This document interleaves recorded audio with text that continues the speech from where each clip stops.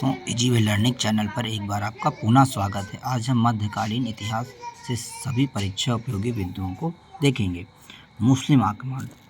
पहला प्रश्न है, भारत पर पहला मुस्लिम आक्रमण मोहम्मद बिन कासिम के नेतृत्व में किस वर्ष हुआ था? 711 ईस्वी में हुआ था। भारत पर पहला मुस्लिम आक्रमण मोहम्मद बिन कासिम के नेतृत्व में 711 ईस्वी में हुआ था। मोहम्मद बिन कासिम के द्वारा सिंध की विजय कब हुई थी? 712 ईस्वी में। मोहम्मद बिन कासिम द्वारा सिंध की विजय 712 ईस्वी में हुई। कथन और कारण है। कथन है, महमूद गजनवी ने भारत पर 17 बार आक्रमण किए। कारण है, वह भारत में अस्थायी मुस्लिम शासन की स्थापना करना चाहता था। इसमें कथन कि महमूद गजनवी ने भारत पर 17 बार आक्रमण किए, यह सत्य है, परंतु कारण कि वह भारत में अस्थायी मुस्लिम शासन की स्थापना करना चाहता था, यह कथन सत्य नहीं है, क्योंकि महमूद गजनवी भारत में अस्थायी मुस्लिम शासन की स्थापना करना नहीं चाहता था। कौन सा चंदेल शासक महमूद गजनवी से पराजित नहीं हुआ था? दोस्तों, विद्याधर चंदेल शासक था जो कि महमूद गजनवी से पराजित नहीं हुआ था। महमूद गजनवी का दरबारी इतिहासकार कौन था? महमूद गजनवी का दरबारी इतिहासकार कुतुबी था। मध्य एशिया के किस शासक ने 1192 ईस्वी में भारत को जीता? मध्य एशिया के शासक शिहाबुद्दीन मोहम्मद गोरी ने 1192 ईस्वी में भारत को जीता।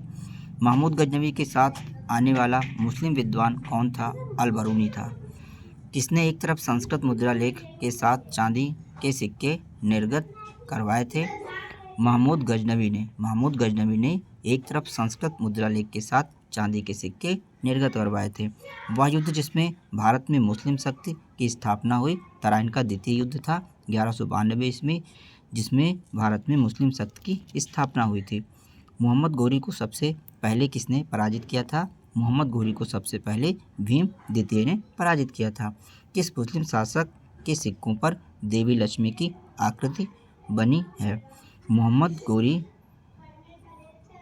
के सिक्कों पर देवी लक्ष्मी की आकृति बनी हुई है। भारत में मोहम्मद गोरी ने किसको प्रथम अक्ता प्रदान किया था? भारत में मोहम्मद गोरी ने कुतुबुद्दीन ऐबक को प्रथम अक्ता प्रदान किया था। मोहम्मद गोरी ने गढ़वाल राजा जयचंद्र को किस युद्ध में पराजित किया था? मोहम्मद गोरी ने गढ़वाल राजा जयचंद्र को चंदावर युद्ध 1194 ईस्वी में पराजित किया था। मोहम्मद गोरी के किस दास ने बंगाल एवं बिहार पर विजय प्राप्त किया था? मोहम्मद गोरी के दास बख्तियार खिलजी ने बंगाल एवं बिहार पर विजय प्राप्त किया था। निम्नलिखित आक्रमणकारियों का सही कालक्रम क्या है? पहले महमूद गजनवी का आक्रमण हुआ, उसके बाद मोहम्मद गोरी का आक्रमण हुआ, फिर चंगेज़ खान और उसके बाद तैमूर का आक्रमण होता। पैगंबर हजरत मोहम्मद का जन्म सऊदी अरब के मक्का में हुआ था 570 ईस्वी में। अब दिल्ली सल्तनत से कुछ परीक्षा में पूछे गए प्रश्नों को देख लेते हैं। गुलाम वंश का संस्थापक प्रथम शासक कौन था? कुतुबुद्दीन ऐबक 1206 से 10 जो था वो गुलाम वंश का संस्थापक और प्रथम शासक था। कुतुबुद्दीन ऐबक की राजधानी कहाँ थी? कुतुबुद्दीन ऐबक की राजधानी लाहौर थी। दिल्ली का कौन सा सुल्तान लाख बख्श यानी लाखों का दान देने वाले के नाम से जाना जाता था? कुतुबुद्दीन ऐबक। दिल्ली का प्रथम मुस्लिम शासक कौन था? इल्तुतमिश था। मंगोल आक्रमणकारी चंगेज खां भारत की उत्तरी पश्चिमी सीमा पर किसके काल में आया था? मंगोल आक्रमणकारी चंगेज खां भारत की उत्तरी पश्चिमी सीमा पर इल्तुतमिश के शासनकाल में आया था। दिल्ली का प्रथम मुस्लिम शासक कौन था? इल्तुतमिश था। मंगोल आक्रमणकारी चंगेज खां भारत की उत्तरी पश्चिमी सीमा पर किसके काल में आया था? मंगोल आक्रमणकारी चंगेज खां भारत के उत्तरी पश्चिमी सीमा पर इल्तुतमिश के शासनकाल में आया था। किसने दिल्ली को सल्तनत काल की राजधानी के रूप में स्थापित किया? इल्तुतमिश ने दिल्ली को सल्तनत काल की राजधानी के रूप में स्थापित किया। इल्तुतमिश का कार्यकाल 1210 से 1236 ईस्वी था। किस वंश के सुल्तानों ने सबसे अधिक समय तक देश में राज्य किया? तुगलक वंश के सुल्तानों ने देश में सबसे अधिक समय तक राज किया। सुल्तान कुतुबुद्दीन ऐबक की मृत्यु कैसे हुई? सुल्तान कुतुबुद्दीन ऐबक की मृत्यु चौगान की क्रीड़ा के दौरान अश्व से गिरने के पश्चात उसकी मृत्यु हो गई। कौन मध्यकालीन भारत की प्रथम महिला शासिका थी? रजिया सुल्तान मध्यकालीन भारत की प्रथम महिला शासिका थी। रजिया सुल्तान का कार्यकाल 1236 से 40 ईस्वी था। इल्तुतमिश ने बिहार में अपना सूबेदार किसे नियुक्त किया था? इल्तुतमिश ने बिहार में अपना सूबेदार मलिक जानी को नियुक्त किया था। रजिया बेगम को सत्ताच्युत करने में किसका हाथ था? रजिया बेगम को सत्ताच्युत करने में तुर्कों का हाथ था। दिल्ली के सुल्तान बलबन का पूरा नाम क्या था? दिल्ली के सुल्तान बलबन का पूरा नाम गयासुद्दीन बलबन था, जिसका कार्यकाल 1266 से 1287 ईस्वी था। नीचे दिए गए सुल्तानों का सही कालानुक्रम निम्नलिखित है। रुकनुद्दीन, उसके बाद मुबारक खान, फिर फिरोज शाह आते हैं, फिरोज शाह तुगलक, उसके बाद आजम शाह का कार्यकाल आता है। किसने भारत में प्रसिद्ध फारसी त्यौहार नवरोज को आरंभ करवाया? गयासुद्दीन बलबन ने भारत में प्रसिद्ध फारसी त्यौहार नवरोज को आरंभ करवाया। दिल्ली के किस सुल्तान के विषय में कहा जाता है कि उसने रक्त और लौह की नीति अपनाई? दिल्ली के सुल्तान गयासुद्दीन बलबन के बारे में कहा जाता है कि उसने रक्त और लौह की नीति अपनाई। नीचे दिए गए कथन बलबन के बारे में सत्य हैं। पहला, उसने नियाबत खुदाई के सिद्धांत का प्रतिपादन किया। बलबन ने तुर्कान चहलगानी का प्रभाव समाप्त किया। बलबन ने बंगाल के विद्रोह का दमन किया। बलबन ने रक्त और लौह की नीति को अपनाया। अपनी शक्ति को समेकित करने के बाद बलबन ने कौन सी अन्य उपाधि धारण की? अपनी शक्ति को समेकित करने के बाद बलबन ने जिले इलाही की उपाधि धारण की। कौन सा सुल्तान नया धर्म चलाना चाहता था किंतु उलेमा लोगों ने उसका विरोध किया? अलाउद्दीन खिलजी नया धर्म चलाना चाहता था किंतु उलेमा लोगों ने उसका विरोध किया। अलाउद्दीन के दक्षिणी भारत धन प्राप्त करने का अभियान थे। कथन है, कारण है वह दक्षिण राज्यों को कब्जे में करना चाहता था। कथन है, अलाउद्दीन के दक्षिण अभियान धन प्राप्त करने थे। यह सत्य कथन है। कारण, यह दक्षिण राज्यों को कब्जे में करना चाहता था। उसका कारण सत्य नहीं है, किंतु अलाउद्दीन खिलजी दक्षिण के अभियान धन प्राप्त करना उद्देश्य तो था, परंतु वह दक्षिण राज्यों पर कब्जा करना नहीं चाहता था। रानी पद्मिनी का नाम अलाउद्दीन की चित्तौड़ विजय से जोड़ा जाता है। उसके पति का क्या नाम था? रानी पद्मिनी के पति का नाम राणा रतन सिंह था। रानी पद्मिनी का नाम अलाउद्दीन के चित्तौड़ विजय के साथ जोड़ा जाता है। जब उसने राजस्व प्राप्त किया तो शरीयत के नियम और आदेशों से पूर्णतः स्वतंत्र था। बरनी का यह कथन किस सुल्तान के लिए कहा जाता है? अलाउद्दीन खिलजी के लिए। अलाउद्दीन खिलजी के लिए बरनी ने कहा कि जब उसने राजस्व प्राप्त किया तो वह शरीयत के नियमों और आदेशों से पूर्णतः स्वतंत्र था। दिल्ली के किस सुल्तान ने सिकंदर सानी की उपाधि धारण की थी? दिल्ली के सुल्तान अलाउद्दीन खिलजी ने सिकंदर सानी की उपाधि धारण की थी। कथन और कारण है। कथन है, अलाउद्दीन खिलजी ने दिल्ली में मूल्य नियंत्रण लागू किया था। कारण, वह दिल्ली में अपने राजभवन के निर्माण में लगे कारीगरों को कम वेतन देना चाहता था। कथन कि अलाउद्दीन खिलजी ने दिल्ली में मूल्य नियंत्रण लागू किया था, यह पूर्णतः सत्य है, परंतु उसका कारण कि वह दिल्ली में अपने राजभवन के निर्माण में लगे कारीगरों को कम वेतन देना चाहता था, सत्य नहीं है। अलाउद्दीन के प्रसिद्ध सेनापतियों में किसकी मृत्यु मंगोलों के विरुद्ध लड़ते हुए हुई थी? जफर खां की। कुतुब मीनार के निर्माण में योगदान किसने किसने दिया था? कुतुबुद्दीन ऐबक ने, इल्तुतमिश ने, फिरोज शाह तुगलक ने। अलाउद्दीन के आक्रमण के समय देवगिरी का शासक कौन था? अलाउद्दीन के आक्रमण के समय देवगिरी का शासक रामचंद्र देव था। किस मुस्लिम बादशाह ने मूल्य नियंत्रण को पहली बार लागू किया था? मुस्लिम बादशाह अलाउद्दीन खिलजी ने मूल्य नियंत्रण को पहली बार लागू किया था। अलाई दरवाजा का निर्माण किस सुल्तान ने करवाया था? अलाई दरवाजा का निर्माण अलाउद्दीन खिलजी ने करवाया था। नीचे दिए गए कथन अलाउद्दीन खिलजी के संबंध में है। अलाउद्दीन खिलजी ने कृष जमीनों की पैमाइश के बाद जमीन की मालगुजारी वसूल की। अलाउद्दीन खिलजी ने प्रांतों के गवर्नरों के अधिकारों को समाप्त कर दिया। अलाउद्दीन खिलजी ने सार्वजनिक वितरण प्रणाली प्रारंभ की। अलाउद्दीन खिलजी ने खालसा भूमि बड़े पैमाने पर विकसित करवाई। अलाउद्दीन खिलजी ने सेनापति मलिक काफूर यानी अलाउद्दीन खिलजी के सेनापति मलिक काफूर ने दक्षिण भारत की विजय किया। बाजार नियंत्रण प्रथा को लागू किया था अलाउद्दीन खिलजी ने। अमीर कोही एक नया विभाग किस सुल्तान द्वारा शुरू किया गया? अमीर कोही एक नया विभाग मोहम्मद बिन तुगलक के द्वारा शुरू किया गया। अलाउद्दीन के सेनाध्यक्षों में कौन सा तुगलक वंश का प्रथम सुल्तान बना? गाजी मलिक। अलाउद्दीन के सेनाध्यक्षों में से गाजी मलिक तुगलक वंश का प्रथम सुल्तान बना। मोहम्मद बिन तुगलक अपनी राजधानी दिल्ली से स्थानांतरित करके कहाँ ले गया? दौलताबाद ले गया। कथन और कारण है। कथन है मोहम्मद बिन तुगलक ने एक नया स्वर्ण सिक्का जारी किया जो इब्न बतूता द्वारा दीनार कहलाया। उसका कारण है कि मोहम्मद बिन तुगलक पश्चिम एशियाई तथा उत्तरी अफ्रीकी देशों के साथ व्यापार में अभिवृद्धि के लिए स्वर्ण सिक्कों की टोकन मुद्रा जारी करना चाहता था। कथन कि मोहम्मद बिन तुगलक ने एक नया स्वर्ण सिक्का जारी किया जो इब्न बतूता द्वारा दीनार कहलाया पूर्णतः सही है, परंतु उसका कारण कि मोहम्मद बिन तुगलक पश्चिम एशियाई तथा उत्तरी अफ्रीकी देशों के साथ व्यापार में अभिवृद्धि के लिए स्वर्ण सिक्कों की टोकन मुद्रा जारी करना चाहता था, यह गलत है। इब्न बतूता की भारत यात्रा किस शासक के काल में हुई थी? इब्न बतूता की भारत यात्रा मोहम्मद बिन तुगलक के शासनकाल में हुई थी। किसने किसने सल्तनत काल में डाक व्यवस्था का विस्तृत विवरण दिया है? इब्न बतूता ने सल्तनत काल में डाक व्यवस्था का विस्तृत विवरण दिया है। कथन और कारण है। कथन है मोहम्मद बिन तुगलक को सांकेतिक मुद्रा योजना असफल सिद्ध हुई। कारण है मोहम्मद बिन तुगलक का मुद्रा निर्गमन उचित नियंत्रण नहीं था। इसमें कथन और कारण दोनों सही हैं और कारण कथन की सही व्याख्या करता है। यानी मोहम्मद बिन तुगलक की सांकेतिक मुद्रा योजना असफल सिद्ध हो गई क्योंकि मोहम्मद बिन तुगलक का मुद्रा निर्गमन उचित नियंत्रण मोहम्मद बिन तुगलक का मुद्रा निर्गमन पर उचित नियंत्रण नहीं था।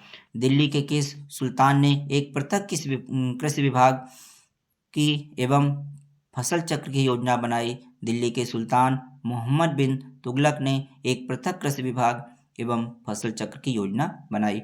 होली त्यौहार के सार्वजनिक उत्सव में भाग लेने वाला दिल्ली का प्रथम सुल्तान कौन था? मोहम्मद बिन तुगलक था। मोहम्मद बिन तुगलक दिल्ली सल्तनत का ऐसा पहला सुल्तान था जिसने होली त्यौहार के सार्वजनिक उत्सव में भाग लिया था।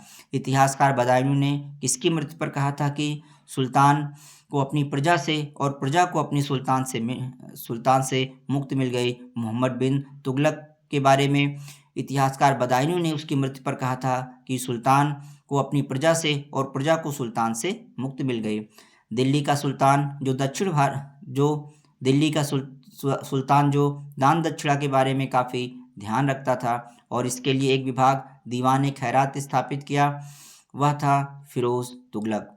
सर्वप्रथम लोक निर्माण विभाग की स्थापना किसने की? सर्वप्रथम लोक निर्माण विभाग की स्थापना फिरोज शाह तुगलक ने की।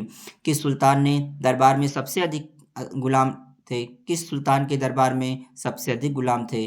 फिरोज तुगलक के दरबार में सबसे अधिक गुलाम थे। हव्य शर्व अथवा सिंचाई कर लगाने वाला दिल्ली का प्रथम सुल्तान कौन था? हव्य शर्व अथवा सिंचाई कर लगाने वाला दिल्ली का प्रथम सुल्तान फिरोज तुगलक था। दिल्ली का कौन सा सुल्तान अशोक स्तंभ को दिल्ली लाया था? फिरोज शाह तुगलक दिल्ली का सुल्तान था जो अशोक स्तंभ को दिल्ली लाया था। कथन दिए गए हैं। फिरोज तुगलक ने गुलामों का एक अलग विभाग स्थापित किया। फिरोज तुगलक ने फलों की गुणवत्ता सुधारने के लिए उपाय किए। दिल्ली के किस सुल्तान ने इस उद्देश्य से एक अनुवाद विभाग की स्थापना की जिससे दोनों संप्रदायों के लोगों को एक दूसरे के विचारों को बेहतर समझ मिल सके? फिरोज शाह तुगलक ने अनुवाद विभाग की स्थापना की थी। तैमूर लंग के आक्रमण के बाद दिल्ली में किस वंश का शासन स्थापित हुआ? तैमूर लंग के आक्रमण के बाद दिल्ली में सैयद वंश का शासन स्थापित हुआ। तैमूर लंग ने किस वर्ष भारत पर आक्रमण किया था? तैमूर लंग ने 1358 ईस्वी में भारत पर आक्रमण किया था। दिल्ली सल्तनत के तुगलक राजवंश का अंतिम शासक कौन था? दिल्ली सल्तनत के तुगलक राजवंश का अंतिम शासक नासिर उद्दीन महमूद था। इसको फिर से देख लेते हैं। दिल्ली सल्तनत के तुगलक राजवंश का अंतिम शासक कौन था? दिल्ली सल्तनत के तुगलक राजवंश का अंतिम शासक नासिर उद्दीन महमूद था। राज्य के खर्च पर हज की व्यवस्था करने वाला पहला भारतीय शासक था फिरोज तुगलक। दिल्ली की राजगद्दी पर अफगान शासकों के शासन का एक सही कालक्रम है। बहलोल लोदी, उसके बाद सिकंदर लोदी, इसके बाद इब्राहिम लोदी। दिल्ली की राजगद्दी पर अफगान शासकों ने शासन किया। मध्ययुगीन शासकों में कौन एक उच्च शिक्षित था? मध्ययुगीन शासकों में मोहम्मद बिन तुगलक और इब्राहिम लोदी एक उच्च शिक्षित थे। किस सुल्तान ने आगरा नगर बसाया था? आगरा नगर सिकंदर लोदी ने बसाया था। दिल्ली सल्तनत की दरबारी भाषा क्या थी? दिल्ली सल्तनत की दरबारी भाषा फारसी थी। दिल्ली के किस सुल्तान को इतिहासकारों ने विरोधों का मिश्रण बताया? दिल्ली के सुल्तान मोहम्मद बिन तुगलक को इतिहासकारों ने विरोधों का मिश्रण बताया। हिंदू शाही राज के किस शासक ने तुर्कों से बार बार पराजित होने के कारण ग्लानिवश आत्मदाह कर लिया? जयपाल ने। किसने ढोल की तेज आवाज के साथ एक महिला को अपने पति की चिता के साथ स्वतः को जला देने के दृश्यों का भयानक चित्रण किया? इब्न बतूता ने। वह रोमन सम्राट ऑगस्टस की भांति सावधान था कि वह दूसरों की तरह शक्तिशाली न लगे और दूसरों के स्तर से अधिक न लगे। यह संदर्भ किसका है? बहलोल लोदी के संबंध में यह कथन है। कौन गुलरुखी के उपनाम से कविताएं लिखता था? सिकंदर लोदी गुलरुखी के उपनाम से कविताएं लिखता था। अलाई दरवाजा किसका मुख्य द्वार था? अलाई दरवाजा किसका मुख्य द्वार है? अलाई दरवाजा कुतुब मीनार का मुख्य द्वार है। अमीर खुसरो ने किसके विकास में अग्रगामी भूमिका निभाई थी? खड़ी बोली। अमीर खुसरो ने खड़ी बोली के विकास में अग्रगामी भूमिका निभाई थी। भारत में पोलो खेल का प्रचलन किया था तुर्कों ने। किस राजवंश के अंतर्गत विजारत का चरमोत्कर्ष हुआ? तुगलक। रजिया बेगम को सत्ताच्युत करने में किसका हाथ था? तुर्कों का हाथ था। दिल्ली के किस सुल्तान ने ब्राह्मणों पर भी जजिया कर लगाया? फिरोज तुगलक ने ब्राह्मणों पर भी जजिया कर लगाया। अब आइए विजयनगर एवं अन्य प्रांतीय राज्य जिनसे परीक्षाओं में प्रश्न पूछे जाते हैं देख लेते हैं। कश्मीर का वह शासक जो कश्मीर का अकबर के नाम से जाना जाता है? जैनुल आबदीन यानी जैन उल आबदीन। बहमनी राज्य की स्थापना किसने की थी? 1337 ईस्वी में अलाउद्दीन हसन बहमन शाह ने बहमनी राज्य की स्थापना की थी। इसे हसन गंगू भी कहते हैं। 21 मुस्लिम शासक को उसकी धर्मनिरपेक्षता में आस्था के कारण उसकी प्रजा जगत गुरु कहकर पुकारती थी। इब्राहिम आदिल शाह को उसकी धर्मनिरपेक्षता में आस्था के कारण उसकी प्रजा जगत गुरु कहकर पुकारती थी। शर्की सुल्तानों के शासनकाल में किस स्थान को पूर्व का सिराज कहा जाता था? शर्की सुल्तानों के शासनकाल में जौनपुर को पूर्व का सिराज कहा जाता था। जौनपुर नगर की स्थापना फिरोज शाह तुगलक ने किसकी स्मृति में किया था? जौनपुर नगर की स्थापना फिरोज शाह तुगलक ने मोहम्मद बिन तुगलक के स्मृति में किया था। किस शासक ने सर्वप्रथम जजिया कर समाप्त किया था? जैनुल आबदीन ने सर्वप्रथम जजिया कर को समाप्त किया था। राजवंश स्थान और संस्थापक देख लेते हैं। आदिल शाही राजवंश बीजापुर में यूसुफ आदिल शाह ने स्थापित किया था। कुतुब शाही राजवंश गोलकुंडा में कुली कुतुब शाह ने स्थापित किया था। निजाम शाही हैदराबाद में मलिक अहमद ने स्थापित किया था। शर्की शाही जौनपुर में मलिक सरवर जो कि एक हिजड़ा था ने स्थापित किया था। अहमदनगर के निजाम शाही वंश का अंत किस तरह हुआ था? अहमदनगर को मुगल साम्राज्य में मिलाकर हुसैन शाह को आजीवन कारावास दिया गया। गोलकुंडा को वर्तमान में किस नाम से जाना जाता है? गोलकुंडा को वर्तमान में हैदराबाद के नाम से जाना जाता है। किस स्मारक में वह गुंबद है जो संसार के विशालतम गुंबदों में से एक है? गोल गुंबद बीजापुर। सूची को मिलान करना है। बाज बहादुर का संबंध मालवा से है। कुतुब शाह का संबंध गोलकुंडा से है। सुल्तान मुजफ्फर शाह का संबंध गुजरात से है। होयसल का संबंध द्वार समुद्र से है। विजयनगर की स्थापना किसने की थी? हरिहर और बुक्का ने 1336 ईस्वी में विजयनगर साम्राज्य की स्थापना की थी।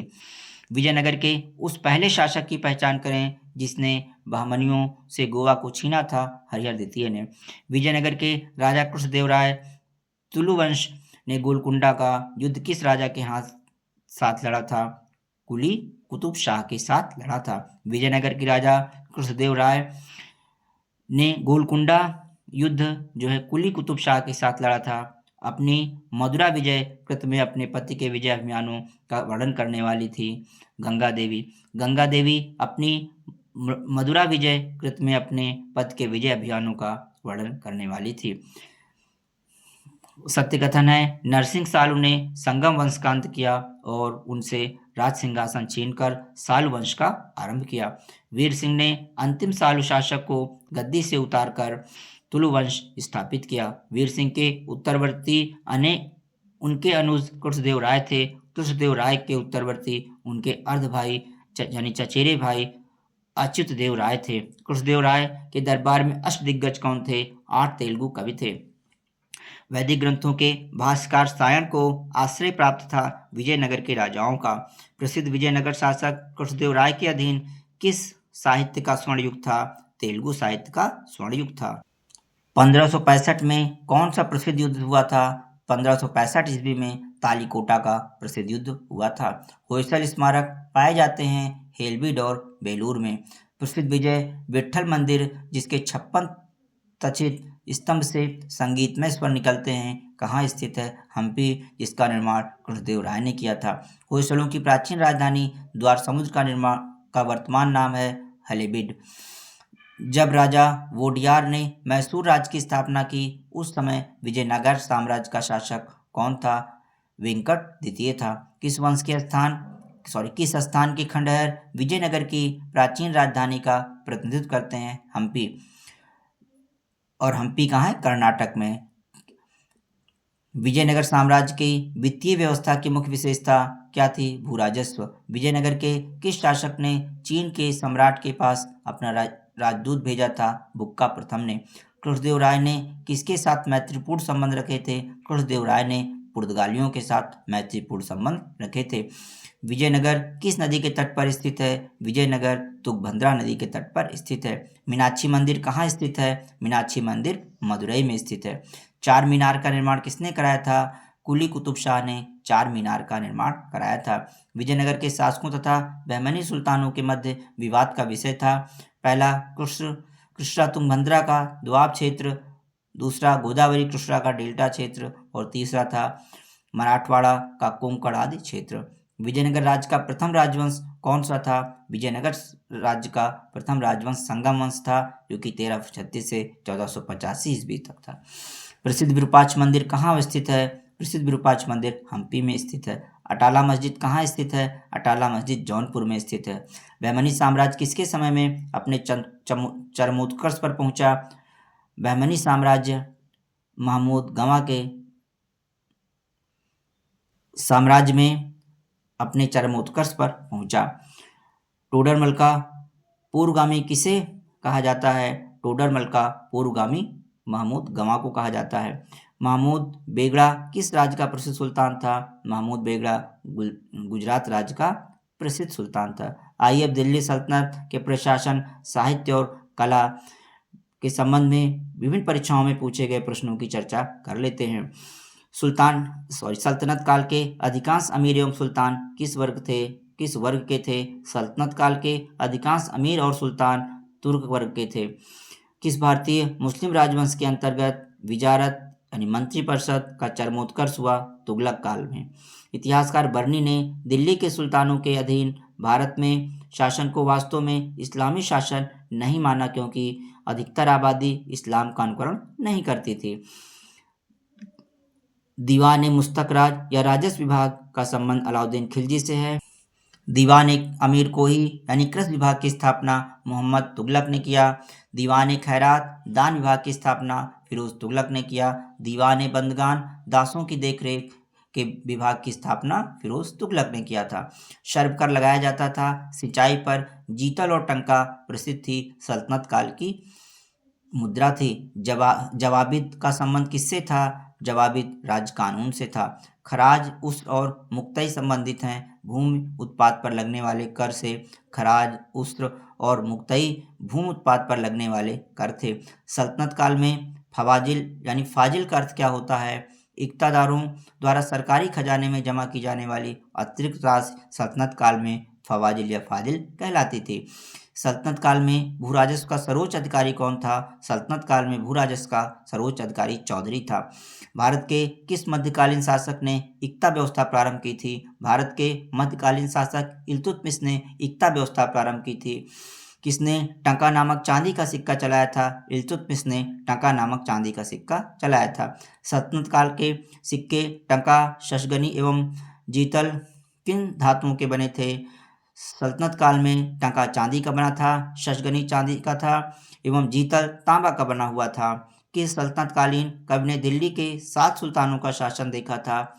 सल्तनत कालीन कवि अमीर खुसरो ने दिल्ली के 7 सुल्तानों का शासन देखा था। इसमें बलबन थे, कैकूबाद, जलालुद्दीन खिलजी, अलाउद्दीन खिलजी, मुबारक शाह, गयासुद्दीन तुगलक तथा बलबन के सबसे बड़े पुत्र मोहम्मद का शासन अमीर खुसरो ने देखा था। अमीर खुसरो का जन्म कहाँ हुआ था? अमीर खुसरो का जन्म पटियाली, एटा, उत्तर प्रदेश में हुआ था। तूतीय हिंद किसे कहा जाता है? अमीर खुसरो को तूतीय हिंद कहा जाता है। अमीर खुसरो ने किसके विकास में अग्रणी भूमिका निभाई थी? खड़ी बोली के। पुराणों का अध्ययन करने वाला प्रथम मुसलमान कौन था? अल-बरूनी था। हिंदी और फारसी दोनों भाषाओं का विद्वान कौन था? अमीर खुसरो था। जियाउद्दीन बर्नी ने तारीख फिरोज शाही की रचना किया। हसन निजामी ने ताजुल मासिर, मिनहाज सिराज ने तबकात नासिरी, याहिया बिन अहमद ने तारीख मुबारक शाही की रचना किया। नई फारसी काव्य शैली सबक ए हिंदी अथवा हिंदुस्तान शैली के जन्मदाता थे अमीर खुसरो। किताबुल हिंद रचना के प्रसिद्ध लेखक क्या नाम था? किताबुल हिंद रचना के प्रसिद्ध लेखक का नाम था अल-बरूनी। अपभ्रंश शब्द का प्रयोग मध्यकालीन संस्कृत ग्रंथों में किस रूप में होता था? कुछ आधुनिक भारतीय भाषाओं के आरंभिक रूपों में इंगित करने के लिए अपभ्रंश शब्द का प्रयोग होता था। किस मध्यकालीन भारतीय लेखक ने अमेरिका की खोज का उल्लेख किया है? अबुल फजल ने। तबकात नासिरी का लेखक कौन था? मिनहाजुल सिराज तबकात नासिरी का लेखक था। दिल्ली का वह सुल्तान जिसने अपने संस्मरण लिखे वह कौन था? फिरोज तुगलक था। दिल्ली का वह सुल्तान जिसने अपने संस्मरण लिखे वह फिरोज तुगलक था। किस वाद्य यंत्र को हिंदू मुस्लिम गान वाद्यों का श्रेष्ठ मिश्रण माना गया है? सितार को हिंदू मुस्लिम गान वाद्य यंत्रों का सर्वश्रेष्ठ मिश्रण माना गया है। कौन सा राजपूत राजा संगीत पर एक पुस्तक के लेखक के रूप में जाना जाता है? राणा कुंभा। तारीख हिंद अल-बरूनी के द्वारा लिखी गई। तारीख दिल्ली खुसरो, रेला इब्न बतूता, तबकात नासिरी का लेखक मिन्हाज था। चित्तौड़ का कीर्ति स्तंभ किसके शासनकाल में निर्मित हुआ था? चित्तौड़ का कीर्ति स्तंभ राणा कुंभा के काल में निर्मित हुआ था। गोविंद महल जो हिंदू वास्तुकला का अप्रतिम उदाहरण है, स्थित है दतिया में। दिल्ली की कुबल इस्लाम मस्जिद के प्रांगण में उन्नत प्रसिद्ध लौह स्तंभ किसकी स्मृति में है? चंद्र की स्मृति में। निम्नलिखित के निर्मित होने का सही क्रम क्या है? कुतुब मीनार, उसके बाद तुगलकाबाद किला, फिर लोधी गार्डन और लास्ट में फतेहपुर सीकरी। भारत में स्थित मकबरा जो शुद्ध इस्लामी शैली से निर्मित हुआ, बलबन का मकबरा था। कि सुल्तान ने कुतुब मीनार की 5वीं मंजिल का निर्माण करवाया? फिरोज शाह तुगलक ने। फिरोज शाह तुगलक नहरों का निर्माण, बलबन ने नौरोज त्यौहार प्रारंभ किया, अलाउद्दीन ने दीवान रियासत, जहांगीर के काल में सर थॉमस रो भारत आया था। अधोलिखित व्यक्तियों ने भारत में विभिन्न समय पर राज्य किया, उनके राज्य करने का सही क्रम क्या है? रजिया सुल्तान, उसके सबसे पहले रजिया सुल्तान का कार्यकाल आता है, उसके बाद अलाउद्दीन खिलजी, शेर शाह, फिर अकबर। अधोलिखित यात्रियों के पधारने का सही कालानुक्रम क्या है? अल-बरूनी, उसके बाद इब्न बतूता आता है, टेवर्नियर, फिर मनुची आता है। अपने लगभग 30 वर्ष के व्यापक यात्री जीवन में उसने पूर्वी गोलार्ध के विस्तृत भूभाग की यात्रा की। उस विशाल भूभाग को देखा जिसमें आज कुल 44 देश आते हैं और कुल मिलाकर लगभग 7300 मील की दूरी चलकर पार की। यह किसके विषय में सत्य है? पूर्व आधुनिक काल का संसार का सबसे बड़ा वह यात्री कौन था जिसका वर्णन ऊपर के अवतरण में हुआ है? इब्न बतूता था। किस प्रथा की शुरुआत राजपूतों के समय हुई थी? जौहर प्रथा की शुरुआत राजपूतों के समय हुई थी। प्राचीन और मध्य युग के राजाओं के नाम तथा दूसरी ओर उनके विचरित ग्रंथ। कृष्णदेव राय ने अमुक्तमाल्यात की रचना की थी। महेंद्र वर्मन ने मत्तविलास प्रहसन की रचना की थी। भोजदेव ने सम्रांगण सूत्रधार की रचना की थी। सोमेश्वर ने मान सोल्लास की रचना की थी। 13वीं और 14वीं शताब्दी में भारतीय कृषक किसकी खेती नहीं करता था? मक्का की खेती नहीं करता था। मध्यकालीन विद्वान लेखक हेमचंद सूरी किस धर्म का अनुयायी था? जैन धर्म का अनुयायी था। किसने आज्ञा दी थी कि आदमी को एक ही स्त्री से विवाह करना चाहिए और वह तभी दूसरा विवाह कर सकता है जब उसकी पहली पत्नी बंध्या हो? अकबर ने कहा था। अकबर आई ने दहसाला। फिरोज शाह तुगलक ने नहरों का निर्माण कराया। इल्तुतमिश ने चहलगानी अमीर और शेरशाह का संबंध सड़क आजम से है। शेरशाह को सड़क आजम कहा जाता है। प्लासी का युद्ध 1757 ईस्वी में हुआ। कलिंग का युद्ध 261 ईसा पूर्व हुआ। हल्दी घाटी का युद्ध 1576 ईस्वी। तराइन का युद्ध 1192 ईस्वी। आइए अब धार्मिक आंदोलन, भक्ति और सूफी आंदोलन की चर्चा कर लेते हैं। कोई व्यक्ति किसी व्यक्ति से उसका धर्म, संप्रदाय या जाति ना पूछे, या कथन किसका है? रामानंद का है। रामानुजाचार्य विशिष्टाद्वैत, वल्लभाचार्य शुद्ध अद्वैतवाद, माधवाचार्य द्वैतवाद, निम्बकाचार्य द्वैताद्वैतवाद। भक्ति संस्कृत का भारत में पुनर्जन्म कब हुआ था? 15वीं और 16वीं शताब्दी ईसा पूर्व। सभी भक्त संतों के मध्य कौन सी एक समान विशेषता थी? उन्होंने अपनी वाणी को उसी भाषा में लिखा जिसे उनके भक्त समझते थे। भक्ति आंदोलन का प्रारंभ किसके द्वारा किया गया था? अलवार संतों के द्वारा भक्ति आंदोलन का प्रारंभ किया गया था। कामरूप में वैष्णव धर्म को लोकप्रिय बनाया शंकर देव ने। सही कालानुक्रम है शंकराचार्य, उसके बाद रामानुज हुए, फिर चैतन्य हुए। मीराबाई समकालीन थी तुलसीदास की। नामदेव किस संप्रदाय के संत थे? नामदेव बारबरी संप्रदाय के संत थे। शेख निजामुद्दीन औलिया किसके शिष्य थे? शेख निजामुद्दीन औलिया बाबा फरीद के शिष्य थे। भक्त तुकाराम किस मुगल सम्राट के समकालीन थे? जहांगीर। अधोलिखित भक्त कवियों का सही कालानुक्रम है नामदेव, उसके बाद कबीर हुए, फिर नानक हुए, उसके बाद मीराबाई हुई। कबीर किसके शिष्य थे? कबीर रामानंद के शिष्य थे। किस भक्त कवि ने अपने संदेश के प्रचार के लिए सबसे पहले हिंदी का प्रयोग किया? रामानंद ने। रामानुज के अनुयायियों को क्या कहा जाता है? वैष्णव कहा जाता है। कबीर एवं धर्मदास के मध्य संवादों के संकलन का शीर्षक क्या था? अमरमूल था। चैतन्य महाप्रभु किस संप्रदाय से संबंध है? चैतन्य महाप्रभु का वैष्णव संप्रदाय से संबंध है। तुलसीदास किसके समकालीन थे? तुलसीदास अकबर तथा जहांगीर के समकालीन थे। बुद्ध और मीराबाई के दर्शन में मुख्य साम्य क्या था? बुद्ध और मीराबाई के दर्शन में मुख्य साम या समानता थी। दोनों संसार को दुखपूर्ण मानते थे।